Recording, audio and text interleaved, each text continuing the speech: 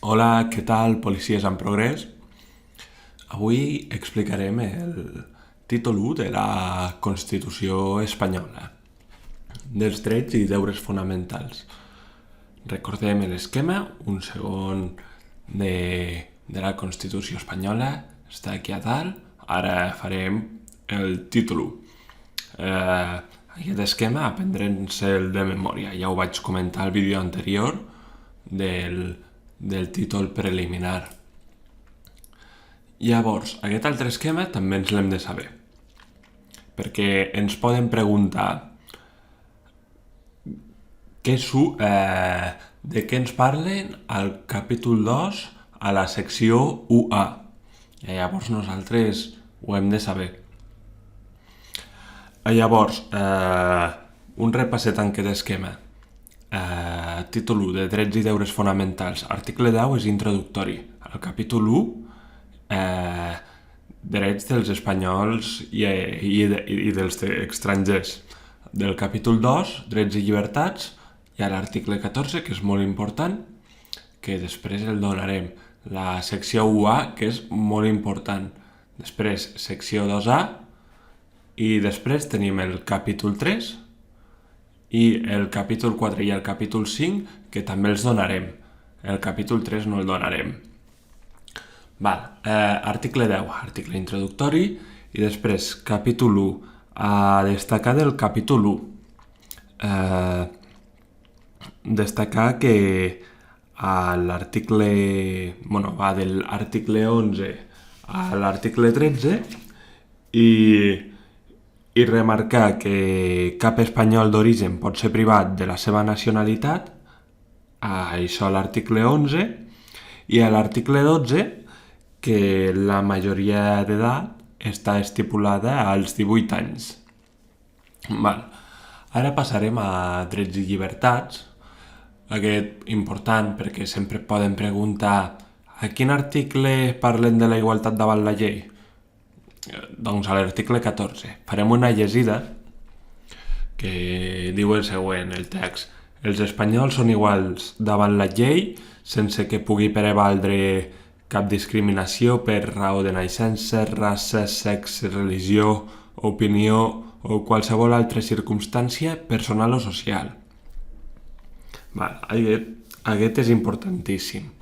Llavors passem ja a la secció 1A dels drets i deures fonamentals i llibertats públiques. Dret a la vida, article 15.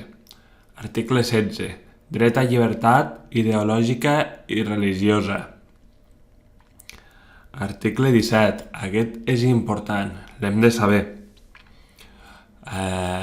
Tota persona... dret a la llibertat personal i a la seguretat. Article 17. Aquesta me va sortir a una oposició, de fet. Per tant, també considero que forma molt sobre la part policial i és algo que hem de tenir present no només per l'examen, sinó pel nostre dia a dia, que també les altres normes, però aquesta encara més. Tota persona té dret a la llibertat i a la seguretat. Ningú pot ser privat de la seva llibertat. La detenció preventiva no podrà durar més de l'estrictament necessari. En un plaç màxim de 72 hores, el detingut haurà de ser posat en llibertat o a disposició de l'autoritat judicial. Llavors, a l'apartat 3 parla dels drets del detingut. Què ha de saber el detingut? Ha de saber els motius de la detenció, ha de saber que no està obligat a declarar i que pot disposar d'un abogat. I a l'apartat 4, si hi ha una persona que discrepa sobre la seva detenció, pot demanar un habeas corpus per escrit o oralment i llavors s'hauria d'enviar en un plaç de 24 hores. Molt bé, doncs passem a article 18, dret d'honor. Després, article 19, de residència i de circulació. Aquí no està apuntat, però us el comento, sobre el tema de llibertat de residència. que si no m'equivoco és... agafarà un segon en la Constitució, però si no m'equivoco comentava que un article... Sí, una llei estableix... Val. Bueno, us comento en quin cas nosaltres, com a policia, podem entrar a casa d'una altra persona. Podem entrar en cas de delicte flagrant. El delicte flagrant és un delicte que es produeixi en aquell moment. Llavors podem entrar a casa del detingut. Per altra banda, podem entrar a casa d'un detingut amb ordre judicial.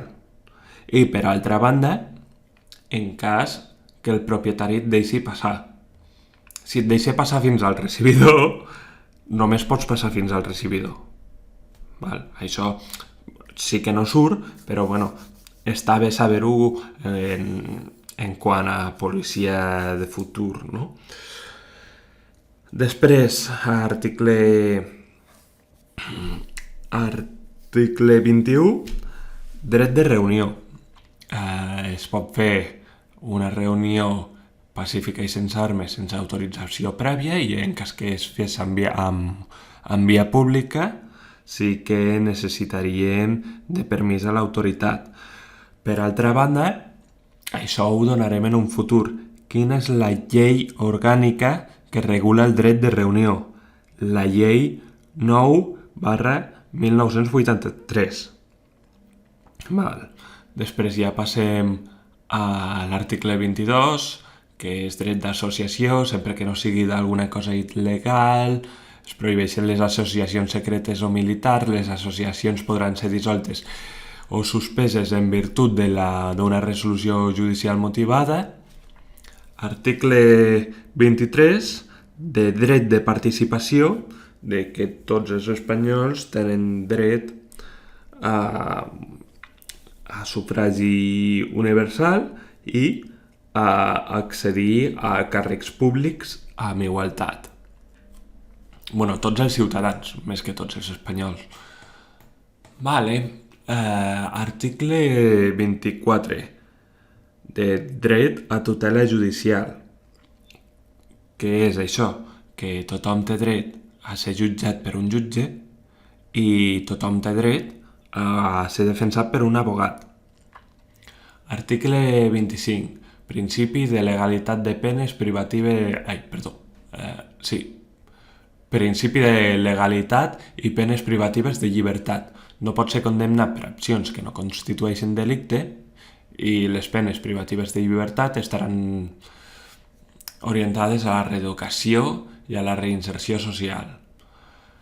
I bueno, passem a prohibició dels tribunals d'honor. Es prohibeixen en l'àmbit de l'administració civil i organitzacions professionals. Després tenim els drets i llibertats en àmbit educatiu, que tothom té dret a l'educació, l'ensenyança bàsica és obligatòria i gratuïta, els pares tenen dret a que els fills rebin l'educació religiosa i moral d'acord amb les seves conviccions, i l'ensenyament bàsic és obligatori i gratuït. Després, llibertat de sindicació i dret a vaga. Tots tenim dret a sindicar-nos i no és obligatori. Els treballadors tenen dret a vaga i assegurar els serveis mínims. A veure, tema d'instituts armats, el tema de sindicacions sí que té peculiaritats. Després, la Guàrdia Civil no pot sindicar-se. I per acabar diria que un cos policial no pot efectuar el dret a vaga. Per si us surt, saber-ho. Dret de petició individual o col·lectiva i dret a defensa a Espanya i objecció de consciència. L'objecció de consciència és, no puc anar a la mili per tal motiu. Val. Passem una mica el capítol 3 no el donarem, farem el capítol 4. Capítol 4 de les garanties de les llibertats i drets fonamentals. Aquí saber, bàsicament, més que res, perquè me va sortir a un examen, que qualsevol ciutadà pot demanar el recurs d'empara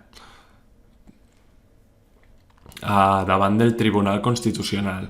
Saber això. I saber el defensor del poble, que una llei orgànica regularà l'alt comissionat de les Corts Generals designat per aquestes per la defensa dels drets del títol 1. Coses a saber del defensor del poble perquè sempre pot sortir. És l'alt comissionat de les Corts, defensa de tots els drets del títol 1 i supervisa l'activitat administrativa. Com s'elegeix el defensor del poble? Pues a les Corts Generals per majoria de 3/5 parts tant del Congrés com del Senat i dura un període de 5 anys. Al nomenament és important saber que és l'únic òrgan que no és nomenat pel rei, és nomenat pels presidents del Congrés i del Senat.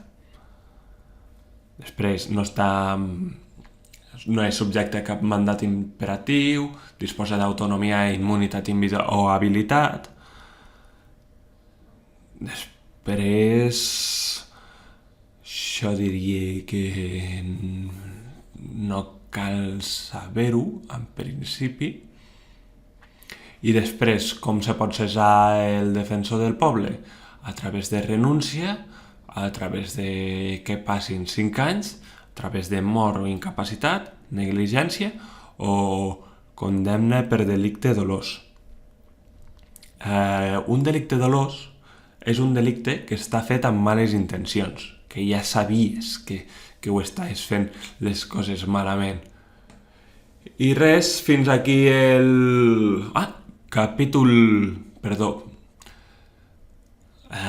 ara donarem el capítol 5. Aquest quadre està molt bé perquè comenta tots els tipus d'estat, tant d'estat d'excepció, de setge i estat d'alarma. Últimament ha estat molt de moda per el tema del Covid i ha estat amb nom de tots, de tot arreu. Hem estat amb estat d'alarma i anem a repassar una mica. Estat d'excepció, el govern demana una autorització al Congrés, dura 30 dies i es prolonga per un termini igual. Drets que es poden suspendre, llibertat i seguretat. L'article 17.3, que si us en recordeu, el 17 és de ser de llibertat personal i seguretat. Tota persona haurà de ser informada de forma immediata que li sigui comprensible dels seus drets i raons de la detenció. Disposes d'un advocat i què més? I no estàs obligat a declarar. Doncs aquests drets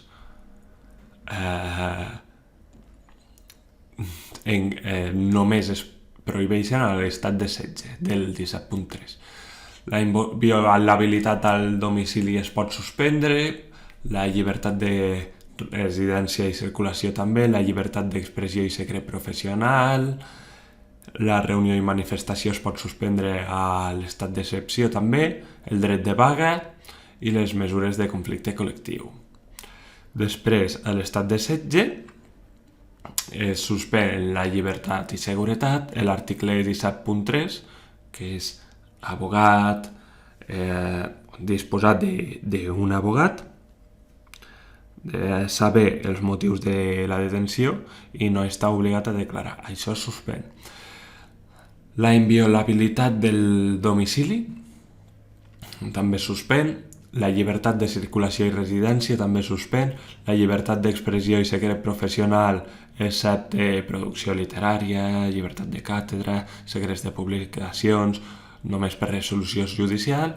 Es prohibeix la reunió i manifestació, la vaga i mesures de conflicte col·lectiu. Després, suspensió individual que s'aplicava en desarmades i terroristes, que es prohibeix ja és que sense el dret d'inviolabilitat del domicili, secret de comunicacions i la durada màxima de la detenció preventiva. I després l'estat d'alarma, que si us en recordeu durava 15 dies i el Pedro Sánchez havia de demanar pròrrogues. Cada vegada va tenir menys seguidors, en aquest cas. Van haver partits polítics que van voler deixar de prorrogar a poc l'estat d'alarma i després quan ens vam quedar sense l'estat d'alarma, les comunitats autònomes es van fer càrrec de les seves competències. I en principi amb un estat d'alarma en principi es limiten drets. I res més. Fins aquí el títol 1, ara sí. Espero que us hagi agradat, espero que us hagi servit aquest vídeo per estudiar. Jo me'l ficaré com a àudio perquè jo també sóc un policia en progrés. I res, desitjar-vos molta força cara a les oposicions.